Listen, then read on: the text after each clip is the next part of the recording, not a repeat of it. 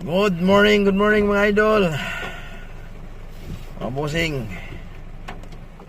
Ito nga oh, dumating na yung bagyo. Madilim na ang panahon mga idol. Ready na bang lahat? Nakapaghanda na bang lahat?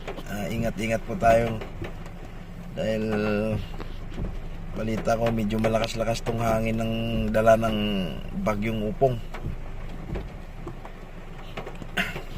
Pero sa trabaho natin na ganito, walang bagyo-bagyo. Tuloy-tuloy ang trabaho natin. Kaya ito, bibiyahe na naman tayo kahit may bagyo. Siyempre, ganun talaga ang buhay driver. Nakadepende pa rin tayo sa command ng ating amo. Kung malakas ang loob niya, malakas na rin loob natin. Kahit saan tayo mapunta. Ayan ang ating service. Katambay lang dyan.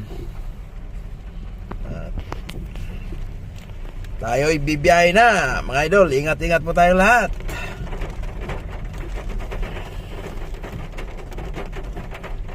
Good morning.